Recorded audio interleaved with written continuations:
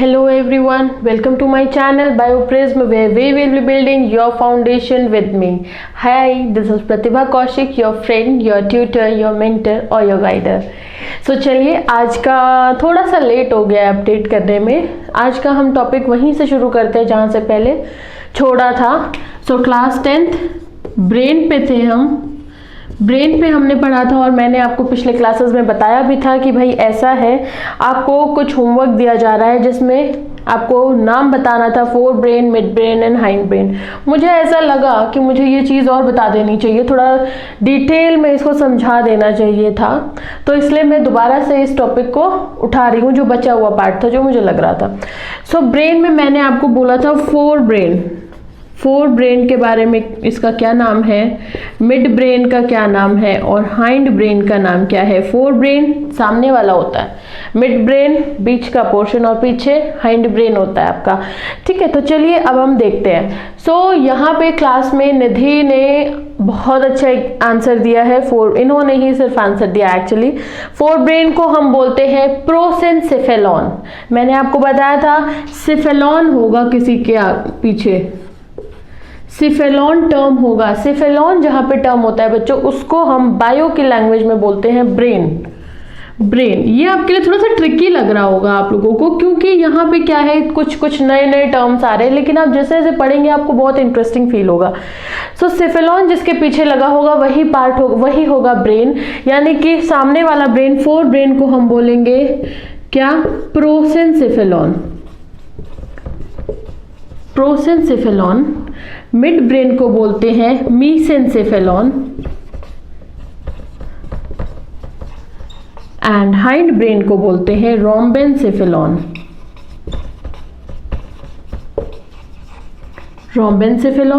अब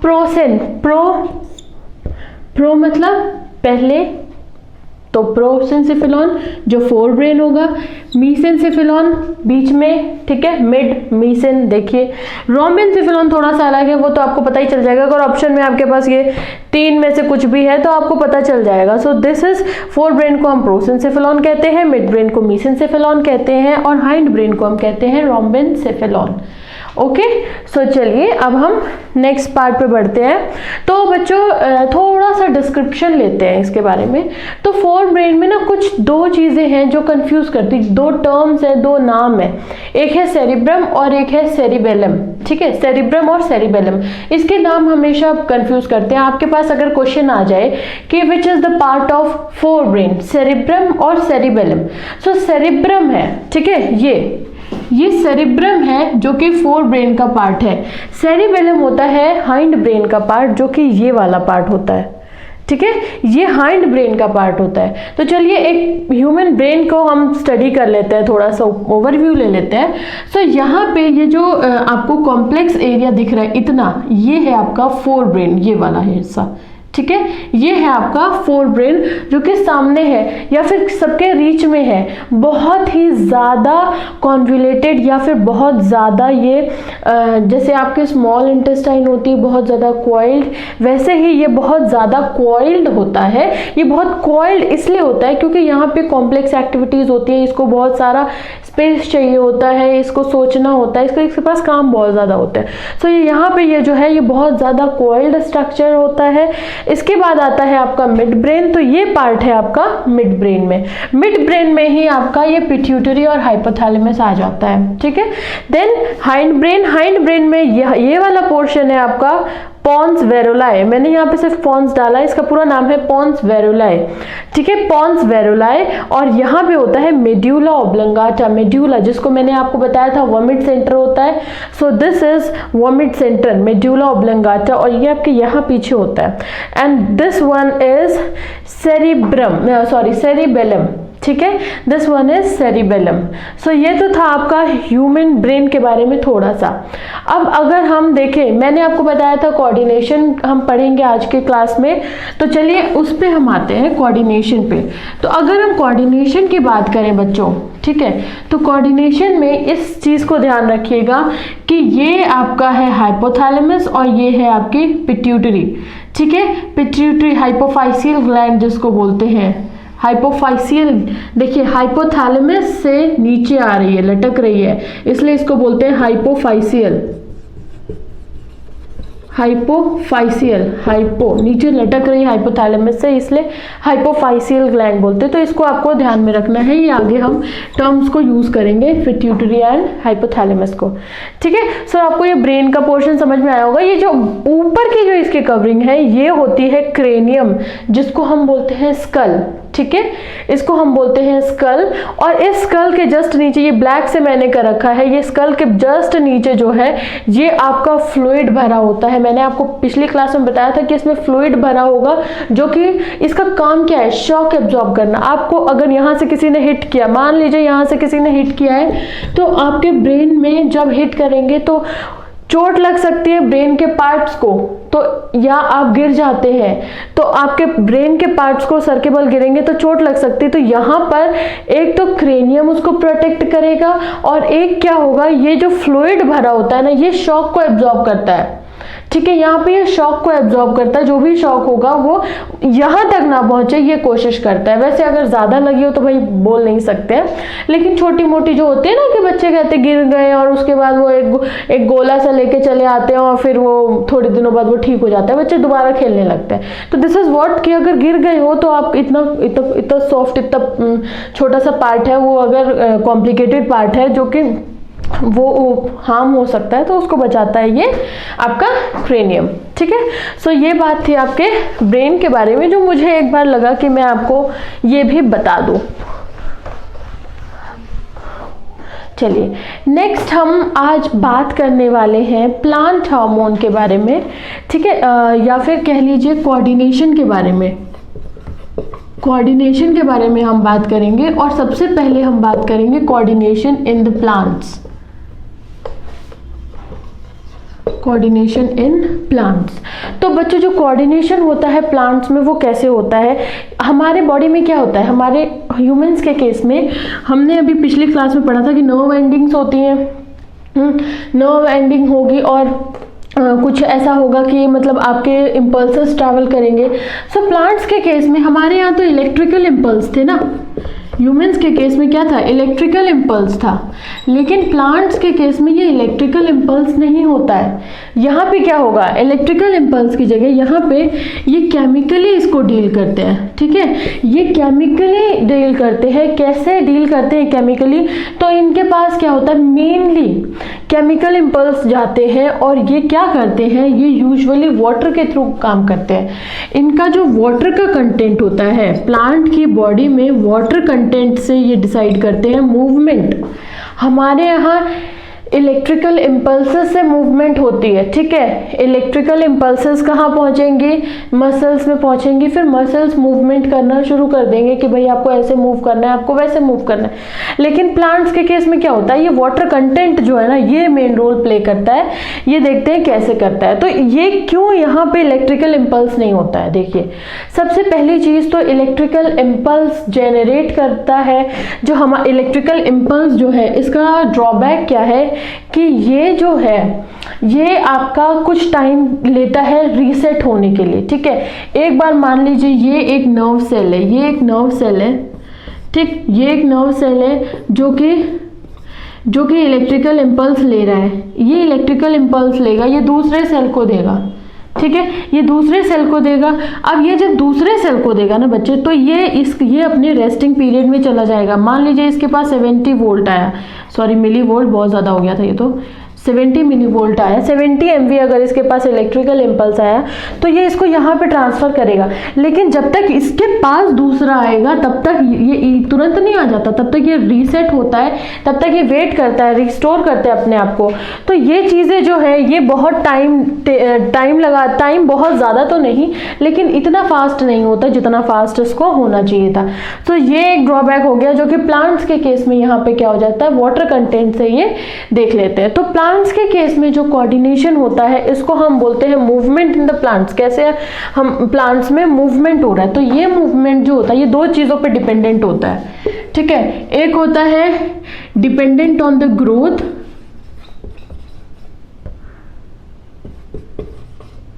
एक होता है डिपेंडेंट ऑन द ग्रोथ और एक होता है इनडिपेंडेंट ऑन द ग्रोथ। एक होता है इंडिपेंडेंट ऑन द ग्रोथ, एक होता है डिपेंडेंट ऑन द ग्रोथ और एक होता है इंडिपेंडेंट। ग्रोथ पे डिपेंडेंट का मतलब होता है कि जैसे जैसे प्लांट की ग्रोथ होगी वैसे वैसे उसका मूवमेंट होगा, यानी कि मूवमेंट जो है वो ग्रोथ पे डिपेंड होगा डायरेक्टली। और इंडिपेंडेंट ऑफ द ग्रोथ मतलब प्लांट के मूवमेंट से ग्रोथ का कोई लेना देना नहीं है, प्लांट की ग्रोथ हो या ना हो वो मूवमेंट अपना करता रहेगा। ठीक है, हमारे यहाँ क्या, अगर ये टॉपिक समझ में नहीं आ रहा है तो इसको मैं एक और तरीके से बताऊं तो यहाँ पे डिपेंडेंट ऑन द ग्रोथ का मतलब होगा जैसे कि आपके कुछ हार्मोन्स हैं, तो जब वो ग्रो करते हैं, हार्मोन्स जो है वो ग्रोथ हार्मोन्स भी होते हैं और ग्रोथ इनहिबिटर भी होते हैं, ग्रोथ प्रमोटर भी होते हैं। तो ग्रोथ प्रमोटर जो होंगे वो आपके ग्रोथ को बताएंगे कि भाई अब बढ़ो, और जैसे ही प्लांट का ग्रोथ होएगा वैसे ही मूवमेंट स्टार्ट हो जाएगा। ठीक है, तो ये तो थे कि dependent on the growth and independent on the growth. तो यहाँ पर जो प्लांट्स हैं, अब ये कम्युनिकेट कैसे करते हैं, मैंने आपको बताया प्लांट्स कैसे कम्युनिकेट करते हैं, बाय द केमिकल मीन्स, ठीक है, और by the water content means, water content means. तो ये कैसे होता है, मान लीजिए ये एक सेल है आपका, ठीक है, ये एक प्लांट सेल है, इसके आसपास कुछ सेल्स होंगे, ठीक है, इसके आसपास कुछ सेल है। अब अगर इसको कोई भी इंफॉर्मेशन ट्रांसफर करनी है तो या तो ये वाटर कंटेंट जो इसके अंदर वाटर है वो यहाँ पे अपने एडजेसेंट सेल्स को दे देगा, ठीक है, इसका वाटर कंटेंट कम हो जाएगा और ये यहाँ पे आ जाएगा और इस वाटर के साथ आएगी इंफॉर्मेशन। ठीक है, इस वाटर के साथ क्या आएगी, इंफॉर्मेशन, यानी कि अब ये वाटर कंटेंट जो है ये यहाँ पे आ गया, यानी इसके अंदर से पानी कम हो गया तो ये श्रिंक हो जाएगी। तो यहाँ पर प्लांट जो है वाटर कंटेंट जो हम बात कर रहे थे वो दो कंडीशन होती है, या तो सेल जो होता है वो श्रिंक करता है या फिर वो स्वेल करता है। ठीक है, सेल या तो स्वेल करता है, अब ये स्वेल हो गया है, इसके पास इंफॉर्मेशन आ गई, ये स्वेल कर गया है, तो या तो सेल जो है वो स्वेल करेगा या फिर ये श्रिंक करेगा। अब एक बात बताइए, मान लीजिए ये श्रिंक करता है यानी इसका साइज कम होता है, ठीक है, ये स्वेल करता है, ये फूलता है यानी इसका साइज बढ़ता है, साइज बढ़ रहा है कम हो रहा है, क्या है ये, डिपेंडेंट ऑन द ग्रोथ। ठीक है, सो यहाँ पे ये चीजें हैं कि ये कैसे डिपेंडेंट है।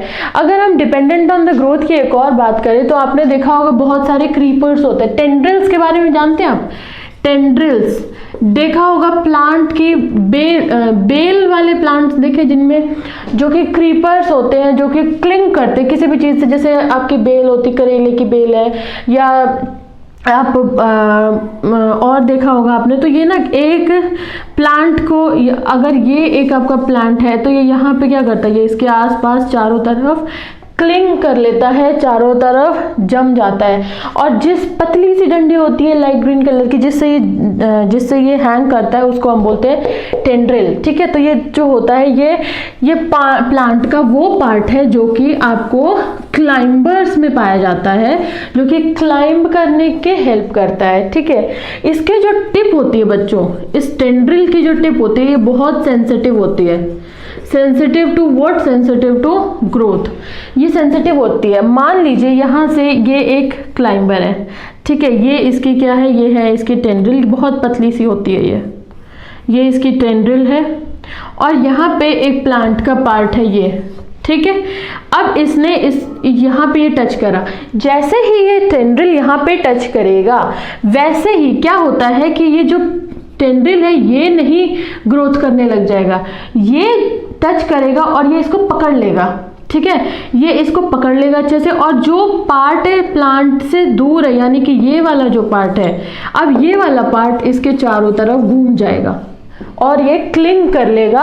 और ये क्लिंग किस लिए करता है, ताकि इसके स्टेम से न्यूट्रिएंट्स को ये ले सके। ठीक है, या फिर इसको लाइट चाहिए तो ये ऊपर पहुंच सके, क्योंकि ये नीचे है और इसकी जो छाया है पेड़ की, इसकी वजह से इसके पास लाइट नहीं पहुंच पा रही है, ये फोटोसिंथेसिस नहीं कर पा रहा है। लेकिन यहाँ पे क्या होगा, यहाँ पे ये क्लिंग कर जाएगा, हो सकता है ये ऊपर पहुंच जाए अगर इसको लाइट चाहिए, और हो सकता है इसको न्यूट्रिएंट्स चाहिए जो कि इसको कहाँ से मिलेंगे, इसको मिलेंगे मिलेंगे स्टेम से, ठीक है। तो ये क्या है, ये डिपेंडेंट ऑन द ग्रोथ है, ये टेंड्रिल जो है ये डिपेंडेंट ऑन ग्रोथ है, ठीक है। अब अगर हम टच पे डिपेंडेंट की बात करें तो ये भी टच पे ही डिपेंडेंट होती है वैसे तो, कि मतलब टच सेंसिटिव होता है, तभी तो टच करते ही टेंड्रिल को पता चल जाता है कि अब यहाँ पे ग्रोथ करनी है। अगर टच की एक और बात करें तो एक प्लांट होता है टच मी नॉट।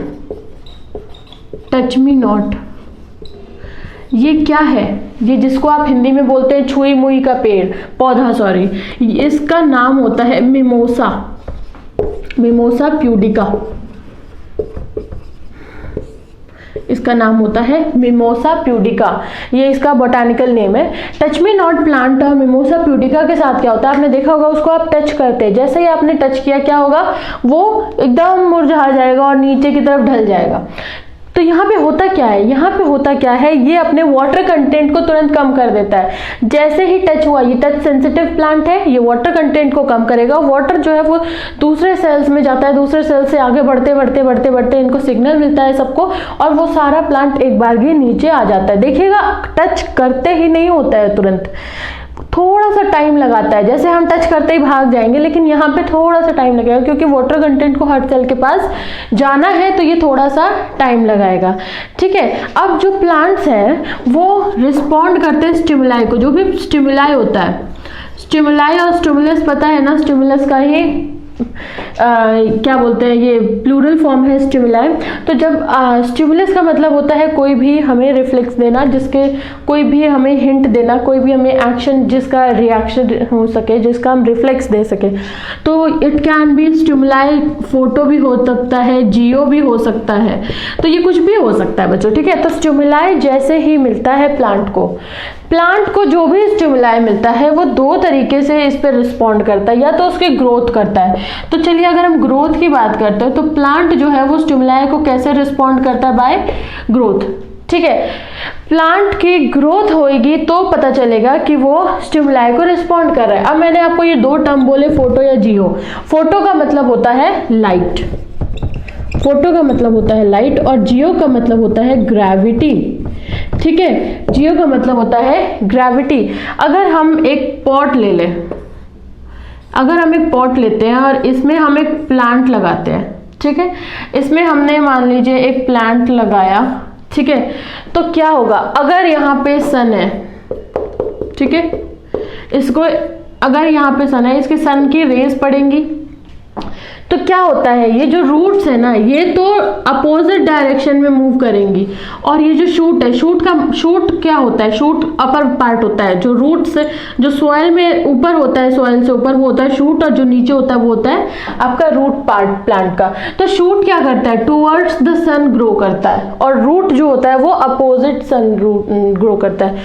तो इसको हम क्या बोलते हैं कि यहाँ पे सनलाइट के बेसिस पे हमने देखा, अगर हम इसको ऐसे ही ग्रेविटी के बेसिस पे देखें तो ये नीचे की तरफ ग्रो कर रहा है, रूट नीचे की तरफ क्या है, ग्रेविटी है, तो टुवर्ड्स द ग्रेविटी क्या ग्रो करेगा, रूट ग्रो करेगा, और towards away from the gravity shoot, क्योंकि देखिए ग्रेविटी नीचे खींच रही है और ये क्या है, ये ऊपर जा रहा है। तो यहाँ पे अवे फ्रॉम द ग्रेविटी कौन काम कर रहा है, शूट काम कर रहा है। तो देखिए यहाँ पे ग्रेविटी की तो अवे है, लेकिन लाइट के क्या है, लाइट से की तरफ है, टुवर्ड्स द लाइट है, ठीक है, यहाँ पे ये टुवर्ड्स द लाइट है। तो जब ये हम अगर ये इसके बारे में एक टर्म ले लेते हैं, जैसे जियो का ले लिया, तो जो मूवमेंट होती है, सबसे पहले तो प्लांट्स की जो मूवमेंट होती है उसको हम बोलते हैं ट्रोपिज्म, ठीक है, ट्रोपिज्म मूवमेंट को बोलते हैं ट्रोपिज्म। अगर प्लांट शो कर रहा है जियोट्रोपिज्म, ठीक है, अगर प्लांट शो कर रहा है जियोट्रोपिज्म यानी कि ग्रेविटी के थ्रू मूवमेंट, तो शूट जो होगी वो क्या होगी, नेगेटिवली जियोट्रॉपिक होगी, ठीक, और रूट जो होगी वो होगी पॉजिटिवली जियोट्रॉपिक। रूट क्या होगी, positively geotropic towards the gravity होगी, तो वो रूट जो है वो पॉजिटिवली जियोट्रॉपिक होगी। अगर हम फोटोट्रोपिज्म के बारे में बात करें, फोटोट्रोपिज्म, ठीक है, ये सारा इसी में आता है कोऑर्डिनेशन में। लाइट पे अगर डिपेंडेंट है तो यहाँ पे शूट क्या होगी, आपकी शूट पॉजिटिवली फोटोट्रॉपिक होगी और रूट जो है वो नेगेटिवली फोटोट्रॉपिक होगी। ठीक है, वो क्या होगी, नेगेटिवली फोटोट्रॉपिक होगी। अब ये तो थी जियोट्रॉपिक और फोटोट्रॉपिक के बारे में। दो चीजें और है, ऐसे ही जैसे जियोट्रॉपिज्म है वैसे ही दो टर्म्स और है, एक है कीमोट्रॉपिज्म, कीमोट्रॉपिज्म और हाइड्रोट्रॉपिज्म। अब देखो बच्चों, आप लोगों को मैंने बताया था ट्रॉपिज्म के बारे में। ट्रॉपिज्म क्या है, मूवमेंट है या ग्रोथ है। कीमो मतलब होता है केमिकल। ठीक है, तो केमिकल के वजह से जो मूवमेंट हो रहा है, the movement due to chemical is known as chemotropism and hydrotropism is the movement through the water. अब यहाँ पे हाइड्रोट्रॉपिज्म की अगर बात करते हैं तो टूवर्ड्स द वाटर जो मूवमेंट होगा वो देखेंगे और उस away from the water movement देखेंगे। तो शूट का क्या होता है, शूट का away from the water movement होता है। इसमें भी शूट की अगर हम बात करें तो ये नेगेटिव होगी और रूट जो होगी वो हमेशा पानी की खोज करेगी, तो ये रूट पॉजिटिव होगी। ठीक है, केमिकल की बात करें तो यहाँ पे एग्जाम्पल होता है रिप्रोडक्टिव स्ट्रक्चर है, मैं आपको आगे के चैप्टर में पढ़ाऊंगी रिप्रोडक्टिव स्ट्रक्चर। तो यहाँ पे एंथर जो होता है वो फीमेल रिप्रोडक्टिव पार्ट पे आता है।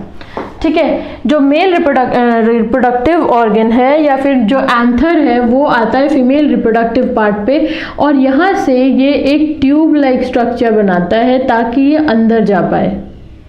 ठीक है, ये अंदर जा पाए और यहाँ पे होते हैं सीड्स, ओव्यूल्स, और यहाँ पे इसको फ्यूज करना है। तो यहाँ पे ये केमिकल है, यहाँ पे ये क्या है, ये केमिकल है। इस केमिकल तक पहुंचने के लिए इसने मूवमेंट किए, इसने अपने पार्ट को बढ़ाया, एक ट्यूब बनाई है, जिस ट्यूब को हम बोलते हैं पोलन ट्यूब। इस ट्यूब को हम बोलते हैं पोलन ट्यूब। तो ये जो पोलन ट्यूब का मूवमेंट है, इट शोज द कीमोट्रॉपिज्म। ठीक है, इट शोज कीमोट्रॉपिज्म। ओके, सो ये तो आपका था कि मूवमेंट्स हम प्लांट्स में कैसे कर रहे हैं, हाइड्रोट्रॉपिज्म, जियोट्रॉपिज्म कैसे हो रहा है, अपवर्ड मूवमेंट और डाउनवर्ड मूवमेंट क्या हो रहा है। अगर हम बात करें, एक और टर्म मैं देती हूँ आपको, तो देखिए अगर ये मूवमेंट की बात करते हैं तो हमारे बॉडी में भी कंट्रोल्ड मूवमेंट होता है, कोऑर्डिनेटेड है ना। आपको पता है कि इस पेड़ को इतना ऊपर उठना है, एकदम से तो वो ग्रो करते ही जैसे ही जर्मिनेट करेगा वैसे ही तो 17-18 फीट का तो हो नहीं जाएगा, नहीं हो जाएगा ना। वैसे ही हमारे बॉडी में ह्यूमंस के केस में देखिए, अगर हम एग्जांपल लेते हैं हैंड्स की या फिर आर्म्स की लेते हैं, तो हमारे जो फिंगर्स है वो एक डायरेक्शन में ग्रो करते हैं। जैसे ये एक डायरेक्शन में ग्रो कर रहे थे, फोटो लाइट की तरफ ग्रो करता है, कोई वे करता है, इधर उधर तो कोई ग्रो नहीं करता है, एक डायरेक्टेड वे में इनकी ग्रोथ होती है। वैसे ही हमारे बॉडी में हैंड्स की जो ग्रोथ होती है, वो ग्रोथ जो है, वो एग्जाम्पल में हैंड ले रहे हैं, तो वो एक डायरेक्टेड वे में होती है और कोऑर्डिनेटेड होती है और कंट्रोल्ड होती है। बहुत इंपॉर्टेंट टर्म है, कंट्रोल्ड होती है। क्यों, अगर फिंगर्स को ग्रो करना है तो ये तो है नहीं कि फिंगर्स इतनी बड़ी हो जाएंगी। हाँ, फिंगर्स जितनी इसी डायरेक्शन में ग्रो करेंगी, ना तो लेफ्ट ना तो राइट ना तो पीछे। ठीक है, और वो उतनी ही ग्रो करेंगी जितनी आपके बॉडी साइज होगा, मतलब बॉडी साइज के अकॉर्डिंग ही ग्रो करेगी। अब कोई डॉर्फ है, डॉर्फ का मतलब होता है बच्चों बोना। बोना अगर आदमी है तो उसकी फिंगर्स इतनी बड़ी बड़ी तो हो नहीं जाएंगी, उसकी छोटी छोटी फिंगर्स होंगी। तो आपके बॉडी स्ट्रक्चर के अकॉर्डिंग जो है वो फिंगर्स ग्रो करती है। ठीक है, तो ये एक एग्जाम्पल था आपके मूवमेंट का। तो यहाँ पे हमने थोड़ा सा पढ़ा है कोऑर्डिनेशन कैसे होता है। तो यहाँ पे अब हम अगर देखें तो मेन जो कोऑर्डिनेशन होता है, चाहे वो एनिमल हो चाहे वो प्लांट हो, तो मैंने अभी आपको बताया था एक वाटर कंटेंट की वजह से होता है और एक होता है केमिकल की वजह से।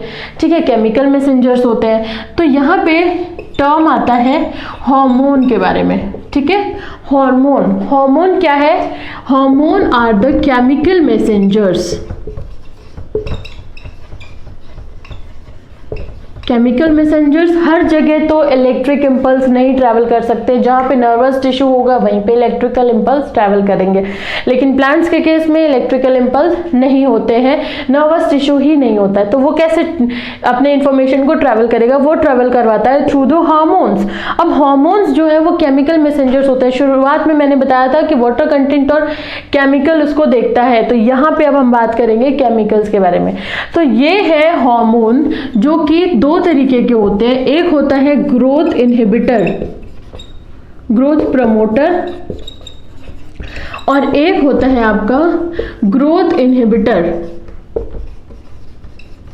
इनहिबिटर प्रमोटर जो प्रमोट करेगा, इनहिबिटर जो इनहिबिट करेगा यानी कि जो रोकेगा। ग्रोथ प्रमोटर यानी कि अगर ये वाला हार्मोन अगर प्लांट को मिल गया तो उसकी ग्रोथ बढ़ जाएगी, और ग्रोथ इनहिबिटर यानी कि ये हार्मोन अगर इस प्लांट को मिल गया तो इसकी ग्रोथ जो है वो इनहिबिट हो जाएगी, वहीं पे ये रुक जाएगी, ऐसा कम नहीं हो जाएगी, वहीं पे ये रुक जाएगी। ठीक है, so growth promoter and growth inhibitor. इसमें सबसे पहले ग्रोथ प्रमोटर का हम अगर बात करें तो इसमें आता है ऑक्सिन। पहले मैं बता देती हूँ कि कौन कौन से ग्रोथ प्रमोटर्स हैं।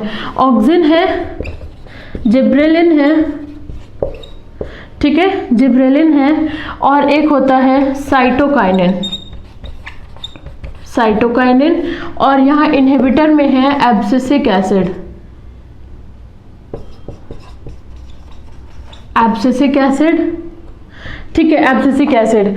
तो ग्रोथ प्रमोटर में है ऑक्सिन, जिब्रेलिन, साइटोकाइनिन, और यहां पे है एब्सिसिक एसिड। ऑक्सिन क्या काम करता है? देखिए बच्चों, जो ऑक्सिन होता है ना, ऑक्सिन हार्मोन जो है वो ग्रोथ प्रमोटर है, ग्रोथ को प्रमोट करता है। कोई भी प्लांट हो, कोई भी प्लांट हो, मान लीजिए ये इसका एक पार्ट है, ये शूट का एक पार्ट है, ठीक है, अगर इस साइड इसके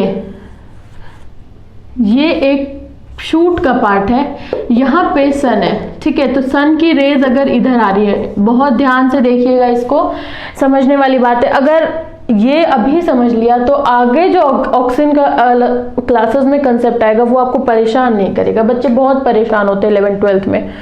तो यहाँ पे देखिए, और जैसे ही यहाँ पे सन है, सन ने अपनी लाइट दी, ठीक है, अब मैंने आपको फोटोट्रोपिज्म, जियोट्रोपिज्म अभी भी समझाया था, सन की तरफ जाएगा या तो सन से दूर जाएगा। अब ये शूट है तो ये सन की तरफ जाने के चांसेस ज्यादा है। तो यहाँ पे देखो बच्चों, यहाँ ऑक्सिन जो होता है हमेशा टिप पे पाया जाता है, ये हमेशा शूट की टिप पे पाया जाता है, ठीक है, शूट के टिप पे पाया जाने वाला हार्मोन है ऑक्सिन। अब यहाँ पे है ऑक्सिन, जैसे ही इसकी लाइट पड़ी तो जिस तरफ लाइट नहीं, देखिए यहाँ पे लाइट नहीं है, ऑक्सिन यहाँ एक्यूमुलेट होने लगेगा, ठीक है, ऑक्सिन जो है वो यहाँ पे एक्यूमुलेट होने लगेगा। और क्या होगा, जैसे ही, क्योंकि ये ग्रोथ प्रमोटर है तो जहां पे ऑक्सिन का कंटेंट ज्यादा होगा वहां पे क्या होगी, प्लांट की ग्रोथ होने लगेगी। अब ये वाला जो पार्ट है, जो शेडी पार्ट था, जो कि इससे दूर था, शेडी पार्ट में ग्रोथ होने लगेगी, ठीक है, अब इसकी ये ग्रोथ हो गई, ठीक है। ग्रोथ होने की वजह से क्या होगा, इस प्लांट में ये यहाँ पे ग्रोथ हो गई, ग्रोथ हो गई तो देखिए आपको क्या समझ में आ रहा है, ये बेंड हो गया है, यानी कि प्लांट क्या हुआ, ये टुवर्ड्स द लाइट बेंड हो गया है, यानी ये फोटोट्रोपिज्म, पॉजिटिवली फोटोट्रोपिक प्लांट जो है वो इस तरीके से मूवमेंट करता है। तो ये यहाँ पे बेंड हो गया है और हम कहते हैं कि ये टुवर्ड्स द लाइट प्लांट जो है वो बेंड हो गया। एक्चुअली में ये किसकी वजह से होता है, ये होता है ऑक्सिन की वजह से, ठीक है। जिबेरेलिन की अगर हम बात करते हैं तो ये भी सीड्स को, जिबेरेलिन जर्मिनेशन, सीड्स के जर्मिनेशन में हेल्प करता है जिबेरेलिन, ठीक है, ये सीड के जर्मिनेशन में हेल्प करता है। जो स्प्राउट आउट होता है ना, जो आपका जर्मिनेशन का प्रोसेस होता है उसमें हेल्प करता है जिबेरेलिन। तो ये भी क्या करता है, ये ग्रोथ को प्रमोट करता है। Next comes the cytokinin. Cyto word आ गया है, मैंने बताया था साइटो का मतलब क्या है, सेल, काइनिन यानी कि डिवीजन।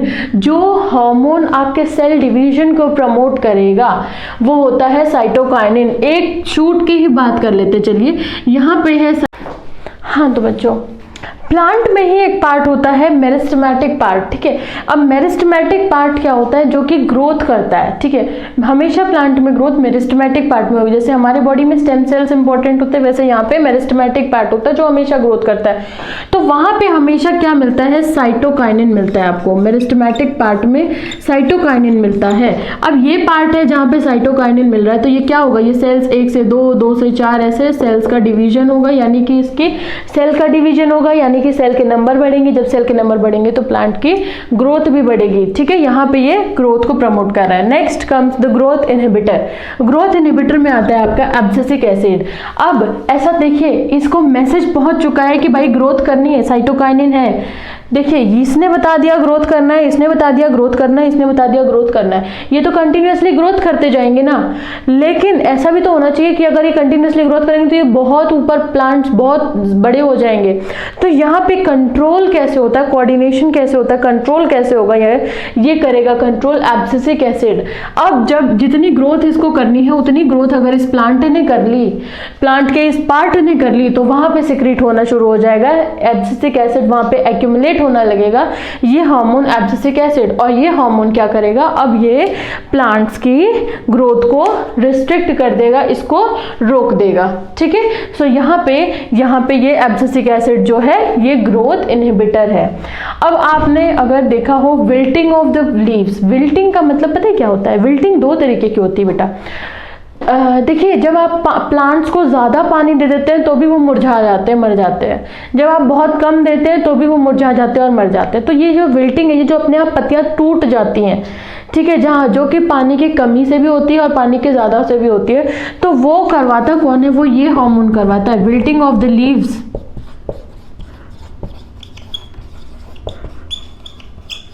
विल्टिंग ऑफ लीव्स कौन करवाता है? वो ये पार्ट करवाता है, विल्टिंग ऑफ लीव्स, आपका abscisic acid. Okay, so hope आपको ये वीडियो पसंद आई होगी। Please hit the like button, share and subscribe. Thank you.